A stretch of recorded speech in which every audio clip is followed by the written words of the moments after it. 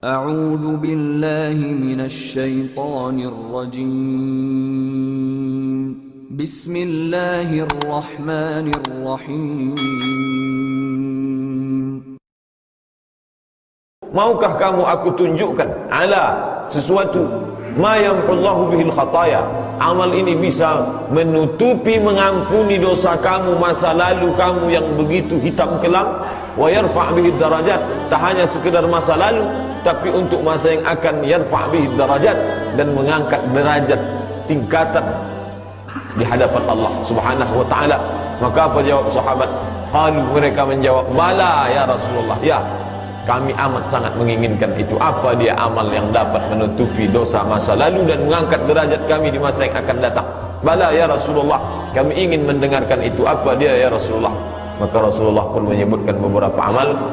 Dalam hadis ini ada 3 amal yang disebutkan Nabi SAW.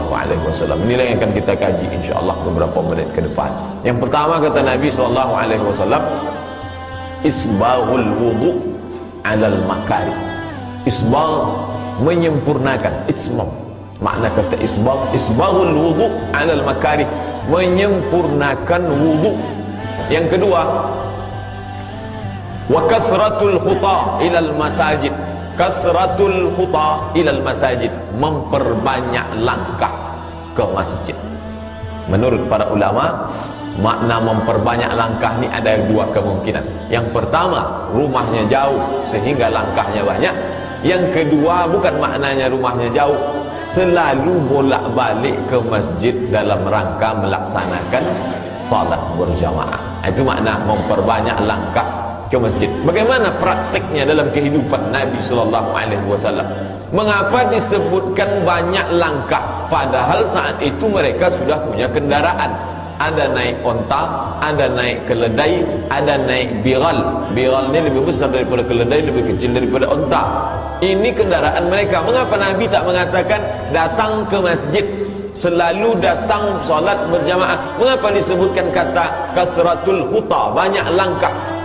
Ketika itu datanglah seorang sahabat Nabi namanya Jabir bin Abdullah, mengadu kepada Nabi, ya Rasulullah, rumah saya jauh, boleh tak saya jual rumah saya ini supaya saya pindah dekat ke Masjid Nabawi, supaya saya salat bisa tepat waktu dan selalu datang ke Masjid Nabawi.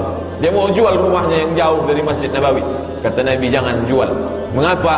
Inna likulli khutwatin, setiap langkahmu itu adalah menjadi naik derajatmu di hadapan Allah Subhanahu wa taala. Oleh sebab itu langkah-langkah menjadi saksi yang akan menjadi saksi kita di hadapan Allah Subhanahu wa taala. Ketika Allah mengatakan al-yauma nakhtimu ala afwahihim, pada saat itu mulut kami kunci, wa tukallimuna aydihim, tangan kami buat berbicara, wa tashhadu arjuluhum, kaki bersaksi. Apa yang dipersaksikan kaki? Salah satu persaksian kaki adalah kaki dibawa banyak melangkah salat berjamaah ke masjid. Bapak dan Ibu hadirin yang dimuliakan Allah Subhanahu wa taala, tak hanya Jabir bin Abdullah, bahkan lebih banyak daripada Jabir bin Abdullah, satu suku namanya suku Bani Salamah. Mereka pun ingin juga pindah ke dekat Masjid Nabawi. Kata Nabi, jangan, tetap kalian di tempat kampung Bani Salamah, tapi datang berjalan kaki salat berjamaah ke masjid.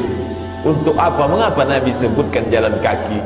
Saat itu mereka butuh kesiapan, kekuatan fisik untuk menghadapi musuh.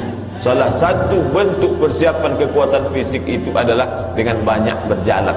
Tapi dasar manusia kaum muslim ini kadang lebih banyak percaya kepada yang bukan ajaran Nabi. Dulu orang tak mau banyak jalan kaki. Setelah diiklankan mesti berjalan 10.000 langkah sehari, baru mau jalan kaki. Baru banyak ke berjalan kaki untuk, tak pula untuk salat berjamaah ke masjid. Sore-sore banyak ramai ke Masjid Agung. Lebih banyak luar daripada yang di dalam. Lebih banyak di bawah daripada yang di atas. Oleh sebab itu dalam Islam diajarkan tak hanya kekuatan batin, tak hanya kedekatan orang kepada Allah Ta'ala, tapi juga kekuatan fisik untuk menguatkan fisik dan menjadi nilai tambah di hadapan Allah Subhanahu wa taala.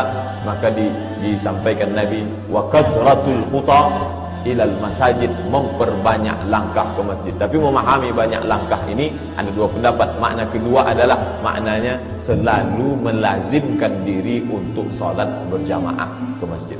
Bapak dan Ibu hadirin yang dimuliakan Allah Subhanahu wa taala, manusia kaum muslimin dia terdiri dari zahir dan batin, yang tampak dan yang tak tampak, fisik dan psikis.